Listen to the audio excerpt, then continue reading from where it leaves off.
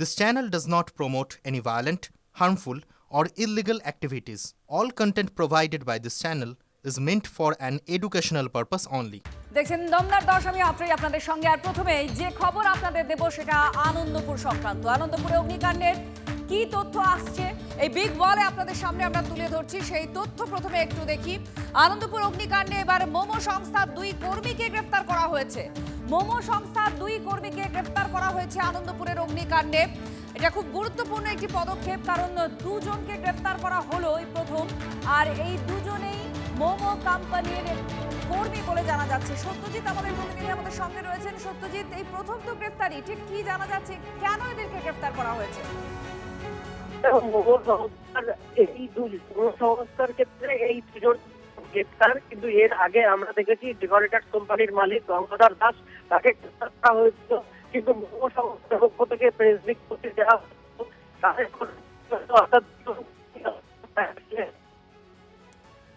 তুমি একটু অন্যত্র সরে কথা বলো। আমরা আপনাদের এই তথ্যটা জানাচ্ছি এই মুহূর্তে যে 2 জনকে গ্রেফতার করা হয়েছে। মোমো সংস্থার 2 কর্মীকে গ্রেফতার করেছে পুলিশ। মোমো সংস্থায় কেন ছাড় দেওয়া হচ্ছে এই প্রশ্ন ক্রমাগত উঠছিল। আর তার সঙ্গে সঙ্গে যে আপডেট আপনাদের আমরা দিচ্ছি, 2 জনকে গ্রেফতার করা হয়েছে, 2 জন কর্মীকে। তারা এই মোমো সংস্থারই 2 কর্মী। কি কারণে গ্রেফতার করা হয়েছে, পরিচয় এখনো যা জানা যাচ্ছে এই 2 জন কর্মী, সেটা হচ্ছে জোনাল ম্যানেজার এবং ডেপুটি ম্যানেজার। এই 2 জনকে গ্রেফতার করেছে পুলিশ, অর্থাৎ বড় পদে থাকা 2 জনকে গ্রেফতার করলো পুলিশ। মোমো সংস্থার জোনাল ম্যানেজার এবং ডেপুটি ম্যানেজারকে গ্রেফতার করা হয়েছে।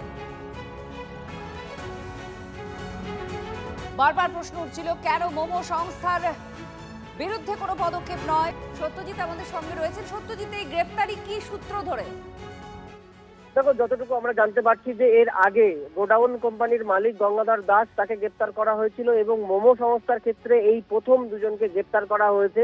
একজন মনোরঞ্জন সিট, তিনি ম্যানেজার, এবং ডেপুটি ম্যানেজার হিসেবে রাজা চক্রবর্তীর নাম উঠে আসছে, যে 2 জনকে গ্রেফতার করা হয়েছে। যতটুকু আমরা পুলিশ সূত্রে জানতে পারছি যে এই মোমো সংস্থায় তাদের যে অগ্নি নির্বাপন ব্যবস্থা কেমন ছিল, তাদের যে শ্রমিকরা ছিল, তাদের শ্রমিকের নিরাপত্তার ক্ষেত্রে তাদের কি ব্যবস্থা ছিল, সেই সব বিষয়গুলো পূর্ণাঙ্গভাবে তদন্তের জন্য এই 2 জনকে গ্রেফতার করা হয়েছে।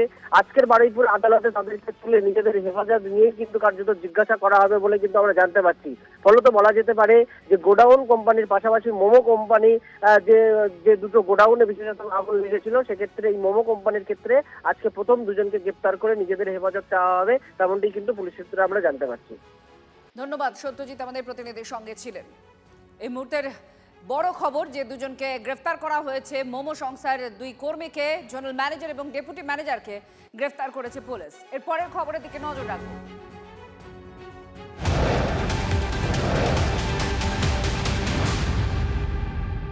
আর শুভেন্দু অধিকারীর মিছিল রয়েছে এই আনন্দপুর কাণ্ডের প্রতিবাদে। নরেন্দ্রপুর থেকে মিছিল, আর হাইকোর্ট শর্ত চাপিয়ে দিয়েছে। মিছিল কতক্ষণ হবে, কতজন থাকবেন এই মিছিলে? এই মুহূর্তে সুমন আমাদের প্রতিনিধির সঙ্গে রয়েছেন। সুমন, একেবারে হাইকোর্টের শর্ত মেনেই এই মিছিল করতে হবে বিরোধী দলনেতাকে। আপাতত কি তথ্য, কি প্রস্তুতি, কি জানা যাচ্ছে? দেখো, বেলা 11টা থেকে আমি যেখানে দাঁড়িয়ে রয়েছি, অর্থাৎ ঢালাই ব্রিজ, এখানে কিন্তু জমায়েত শুরু হবে। একেবারে ব্যস্ততম জায়গায় ঢালাই ব্রিজ, শহীদ ক্ষুদিরাম মেট্রো স্টেশন পাশে রয়েছে। সেখান থেকে মিছিল আমি সরাসরি দেখাতে বলবো মাখনকে। এই যে সোজা রাস্তা, তুমি এখন দেখতে পাচ্ছ, প্রচণ্ড যানজট। এই সোজা রাস্তা ধরে মিছিল কিন্তু সোজা যাবে কামালগাজী মোড়, এবং সেই কামালগাজী মোড় থেকে কিন্তু মিছিল যাবে নরেন্দ্রপুর থানা, এবং সেখানেই কিন্তু বিরোধী দলনেতা বক্তব্য রাখবেন। ইতিমধ্যেই তোমাকে আমি ছবিটা দেখাবো যে ট্রাফিক পুলিশের তরফ থেকে অধিক পুলিশ মোতায়েন করা হয়েছে, কারণ বেলা 11টা থেকে যখন এই জমায়েত শুরু হবে, তারপর কিন্তু এই এলাকাটা কন্ট্রোল করা একটা প্রশ্নের জায়গা হয়ে দাঁড়াবে।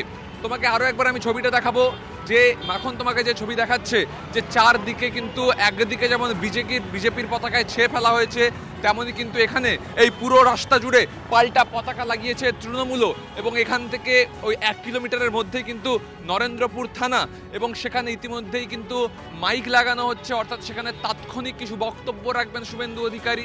যেটা কোর্ট বলেছে যে 11টা থেকে 3টের মধ্যে এই কর্মসূচি শেষ করতে হবে, কোনো উস্কানিমূলক বক্তব্য দেওয়া যাবে না।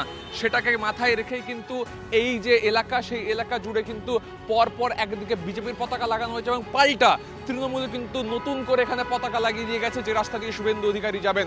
সব মিলিয়ে আনন্দপুরের ঘটনা, নাজিরাবাদের ঘটনাকে ঘিরে রাজনৈতিক উত্তাপ বাড়ছে। শুভেন্দু অধিকারীর মিছিল আজকে পুলিশ প্রশাসন সজাগ। ধন্যবাদ সুমন, আমাদের প্রতিনিধির সঙ্গে ছিলেন, প্রস্তুতির ছবি দেখাচ্ছিলেন। হৃদয় বিদারক ঘটনা আমরা ছাড়বো না, ছাড়ছি না। আমরা অবিলম্বে নিখোঁজ ব্যক্তিদের উদ্ধারের দাবি করি এবং রাজ্য সরকারের 10 লক্ষ টাকার আমরা প্রতিবাদ করি। প্রত্যেককে 50 লক্ষ টাকা দিতে হবে। কোথায় কোথায় চাকরি দেন, চাকরির ঘোষণা করতে হবে। এখানকার আইসিকে সাসপেন্ড করতে হবে। এখানকার পঞ্চায়েতকে ডিসলভ করতে হবে এবং ওয়েটল্যান্ডের জমি অধিগ্রহণ থেকে বেআইনি গোডাউন চালানোর কাজে অভিযুক্ত যারা, শুধু ডেকোরেটরের মালিককে গ্রেফতার করলে হবে না, বিহাইন্ড দ্য স্ক্রিন এবং আসল মধু যারা খেয়েছে সেই মধুখোরদের জেলে পুরতে হবে।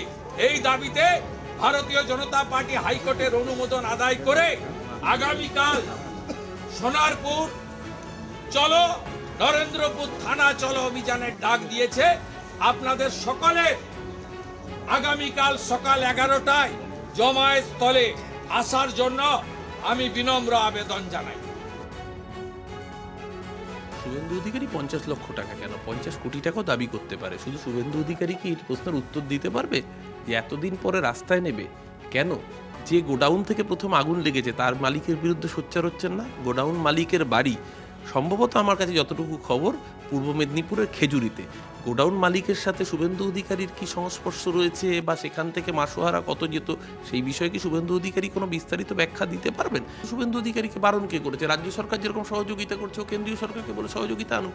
আর আইসিকে সাসপেন্ড করার যে দাবি তুলেছে, আইসির এখানে যদি কর্তব্যে গাফিলতি থাকে, পূর্ণাঙ্গ প্রশাসন কোর্টের দরজা সবার কাছে খোলা আছে। ইতিমধ্যেই পুলিশ রিপোর্ট জমা দিয়েছে। এ রাজ্যে আইনের শাসন চলে। কদিন আগেই যখন গুজরাটে এরকম ভয়াবহভাবে ব্লাস্ট হলো ফ্যাক্টরিতে, 18 জন মারা গিয়েছিল। কজনের শাস্তির দাবি করেছিলেন বা কত টাকা ক্ষতিপূরণের কথা বলেছিলেন?